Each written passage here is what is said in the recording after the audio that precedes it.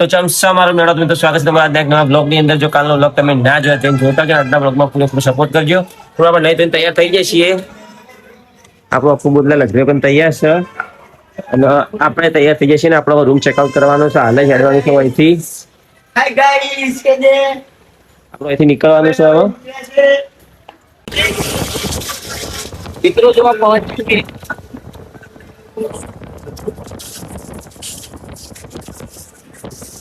મોટી મોટી પહોંચ ચકી.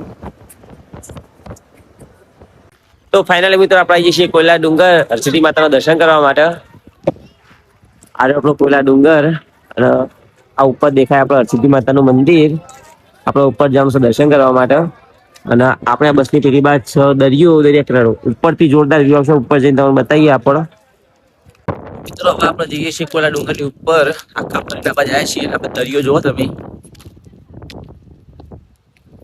દરિયો જેટલો પહોળો બન્યો જોવાનો દેખાય.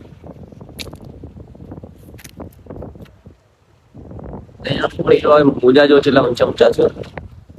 આપણે આ રસ્તો દેખાય, આ રસ્તો દેખાય છે આપણે ઉપર જવાનું છે. ઉપર જુઓ આ દરિયો જુઓ, વ્યૂ જોરદાર છે પણ આપણે એક જવાય નહીં.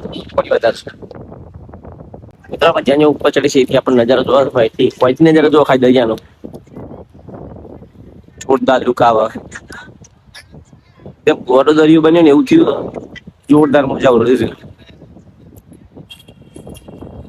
અને આપણે જવાનું છે તો ઉપર મંદિર દેખાય કર.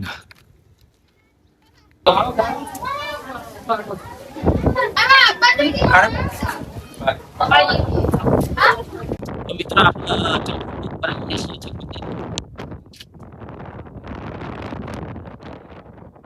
અને ખાસ કહો હું દરિયો તમે અહીંથી આખો દરિયો દેખાય છે દૂર સુધી. જો જોરદાર લુક આવે છે. હોય કર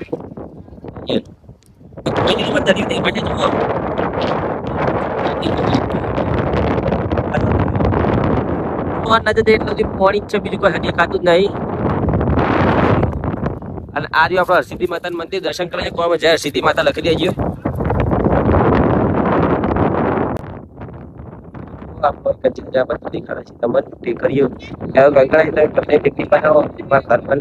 જેટલા પથ્થર આપણે બે માં બનાવી દીધું છે. આપણે બે માં ની હવેલી હારી.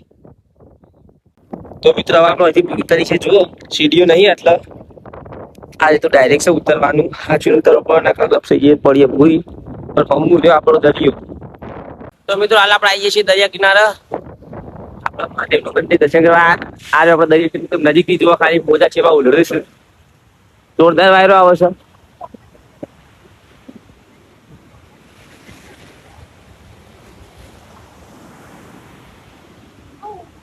તો મિત્રો હાલ આપણે આવીએ છીએ માધવપુર બીચ.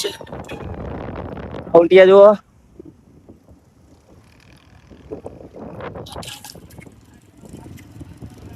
ગાડીઓ વાળા. અને આ રહ્યો આપણો માધવપુર બીચ. તો આપણો ફૂટ ઊંચા આ કોયલા ડુંગર જતા એ ટાઈપનું જ છે. દરિયો ગોડો જ થયેલો.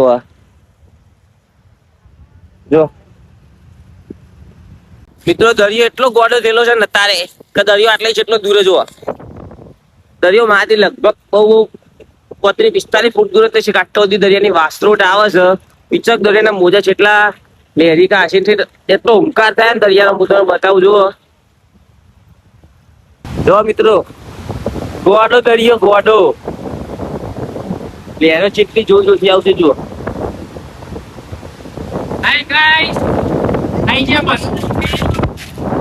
રાશિકભાઈ પોપટભાઈ ખરાટ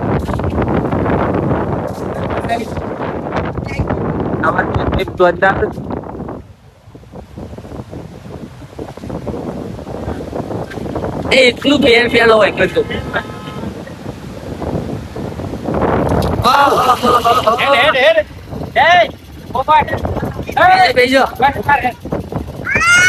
ગાડી ની કહીએ તો બને ઊંચું પર બેહજો. ઊંટ વાળી જાય મારું મોત.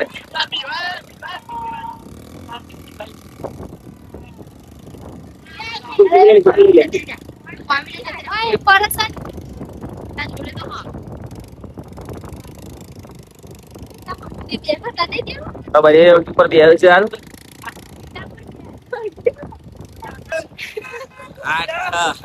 બેટા ઉંટિયાન ઉંટિયાન વજન બહુ પડે ઉંટિયાન બને રે ઉંટિયો બેઠા છે જો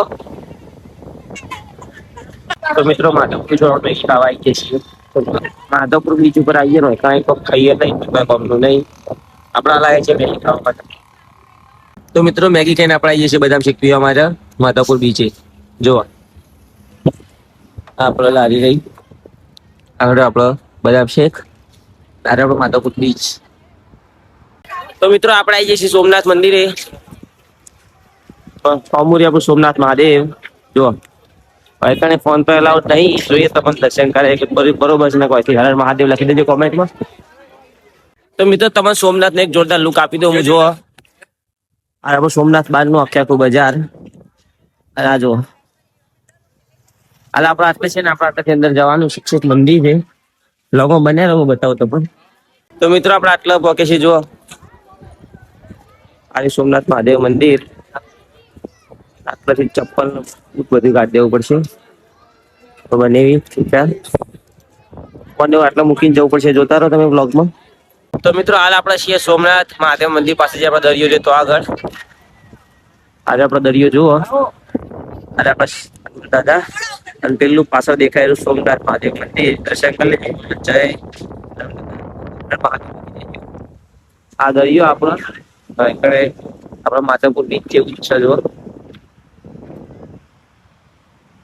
તો મિત્રો આપણે સોમનાથ થી હેડી નીકળે છીએ જુઓ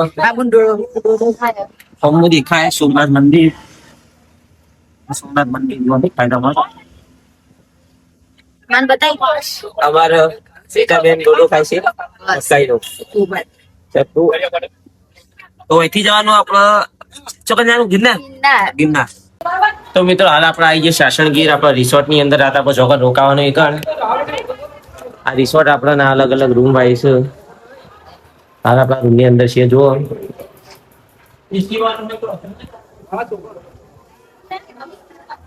જોરદાર હરિયાળી વેકન્સી યાર મજબૂત લોકેશન